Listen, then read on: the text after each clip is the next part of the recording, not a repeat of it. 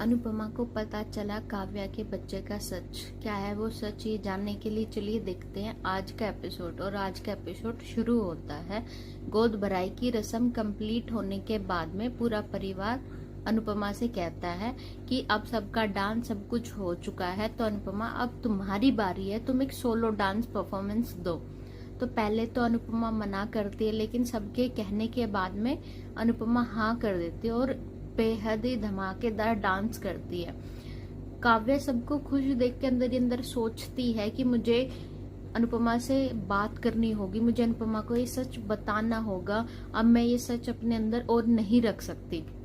वो सबको देख के इतना सोचती रहती, लेकिन उसको टाइम नहीं मिल रहा कि वो अनुपमा से बात कर सके। इधर अनुज डिम्पी से बात करने के लिए उसे घर के बाहर बुलाता है। तो जैसे ही डिम्पी आती है तो अनुज कहता है, डिम्पी जो तुम कुछ दिनों से कर रही हो वो क्या सही कर रही हो, और उसकी वजह से मेरी अनु दुखी हो रही है। तो डिम्पी कोई सिद्धांत है तो देने वाली नहीं, तो वो कहती है सबको अनुपमा अनुपमा पड़ा है, सबको अनुपमा का दुख दिखता है, बाकी किसी का कुछ नहीं दिखता। सुन के अनुज को गुस्सा आता है, वो कहता है कि अनुपमा ने तुम्हारे लिए इतना कुछ किया, तुम वो सब कुछ भूल गए हो, तुम कितनी एहसान फरामोश हो, कितना सब कुछ होने के बाद भी तुम अनुपमा के बारे में ऐसे बोल रही हो। तो वो सारी हदें पार कर अनुपमा के बारे में बुरा बुरा बोलती रहती है कि वो कोई महान काम थोड़ी ना किया है, आज वो कर रही है, कल हम कर रहे थे, पहले वो मालती देवी के साथ काम कर रही थी, आज हम कर रहे, इसमें क्या गलत है। तो अनुज ये सब कुछ सुन के कहता है कि कभी ठंडे दिमाग से सोचना कि अनुपमा ने तुम्हें किस हालात में वहां से उठाया था और यहाँ लेके आई थी, लेकिन वो किसी भी बात को सुनने को तैयार नहीं, बहुत ही ज्यादा उल्टा बोलने लगती। तो अनुज कहता है बस करो, बहुत हो गया है तुम्हारा, तुम सारी शर्म हया सब कुछ भूल चुकी हो। और ये सारी बातें पीछे खड़ी अनुपमा सुन रही होती है, और जैसे ही अनुज और डिम्पी देखते हैं तो अनुपमा वहां पे खड़ी होती है, उन्होंने सारी बात उनकी सुन ली होती है। तो अनुपमा रोते हुए घर के अंदर आ जाती है।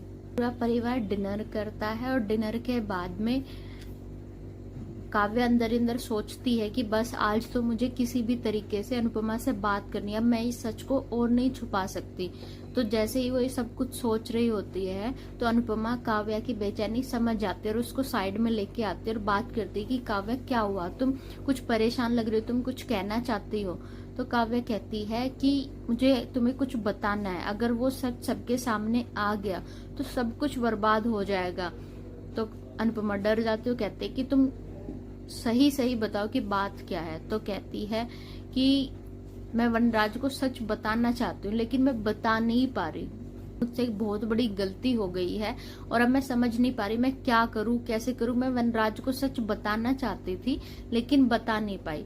तो अनुपमा कहती है कि तुम सीधे सीधे बताओ कि बात क्या। तो कहती है कि मुझसे बहुत बड़ी गलती हो गई, ये बच्चा वनराज का नहीं अनिरुद्ध का। ये सुनते ही अनुपमा को गुस्सा आता है, वो कहती है कि तुम ऐसा कैसे कर सकती हो, तुमने इतनी बड़ी गलती कैसे कर दी, और तुम्हें उस बात पे शर्म आनी चाहिए कि जो तुमने गलत किया, ना कि इस बात को सोच के तुम्हें डरना चाहिए कि अब ये सबको कैसे पता चलेगा, ये सब कुछ तुमने क्यों किया।